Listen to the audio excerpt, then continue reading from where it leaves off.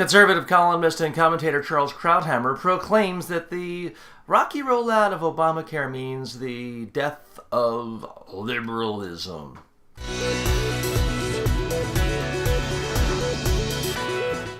Folks, believe it or not, at one point, Charles Krauthammer was actually intelligent. I mean, here's a guy who went to Harvard Medical School, was a trained psychiatrist, was a speechwriter for Walter Mondale, was a very thoughtful writer in the New Republic. I read him frequently. And he has become unhinged.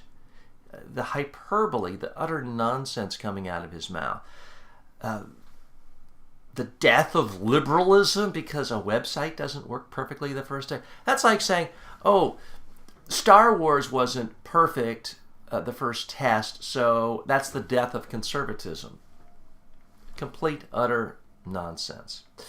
In other news, Paul Ryan is floating the idea of running for president in 2016.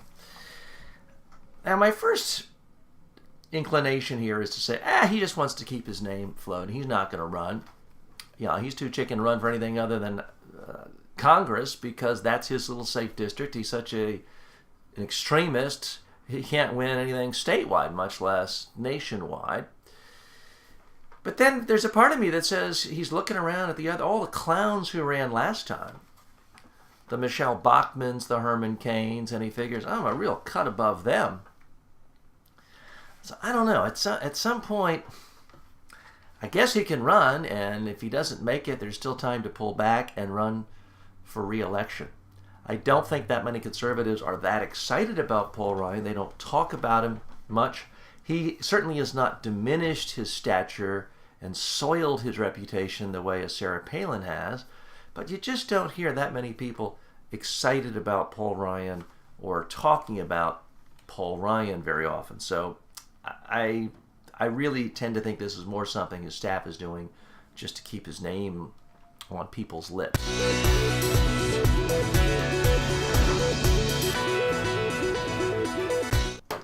Okay, in other news, this caught my eye. A pastor in Georgia killed himself because he concluded that God was not listening to his prayers. I think I'm just going to reserve all comment and let that story speak for itself.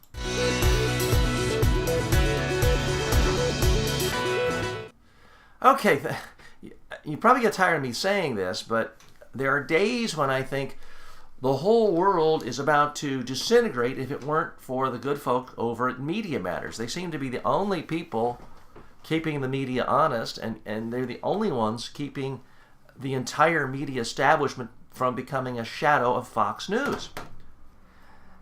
Eric Boehlert on MSNBC yesterday really laying out how CBS is essentially trying to play into the right-wing noise machine. That's the soundbite of the day. He's exactly right. Now, folks, anyone can get a story wrong. But you can't do a story like this Benghazi nonsense without buying into this right-wing tripe that somehow Obama is this evil, sort of left-wing, third-world socialist who hates America, hates American soldiers, doesn't care about them, and just wants them to get killed. It's just absolute nonsense. CBS has behaved in a despicable manner. Their apology was half-hearted, and they continue to make themselves irrelevant. In other media news, speaking of irrelevancy, the New York Times continuing to hemorrhage big-name staffers. Brian Seltzer, their very well-known, hard-working media reporter, is leaving for 60 Minutes. This is on top of David Pogue, the well-known computer gadget guru, leaving for Yahoo. And, of course, the worst thing of all, Nate Silver leaving to go over to ABC ESPN. You know, folks, there was a time when someone got the call from the New York Times. That was it. That was the pinnacle of their career. No place else you would ever want to go. People did not leave. That's not the case anymore. It's now seen as an opportunity to build your brand, but you can expand your brand in a much larger way elsewhere. Certainly David Pogue, Nate Silver, they don't need the New York Times. The New York Times needed them more than they needed the New York Times. Here's going to be a big test for the New York Times. Can they keep Paul Krugman? Because I got to tell you, Paul Krugman is the number one thing I read on the New York Times. If they lose him, I never thought I would say this, I would seriously have to consider not paying for my digital subscription. Right now I pay their digital subscription to access everything online. It's $19 a month.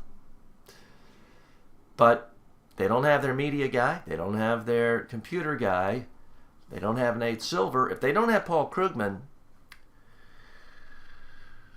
I seriously may have to rethink my whole relationship with the New York Times. What do you think? Who do you like the most these days? Do you go to Yahoo? I still don't have a sense of what Yahoo News is. I haven't found David Pogue there. The New York Times is still the media outlet I trust the most, and I read every single front page story. What media outlet do you like? Do you trust? Post your comments.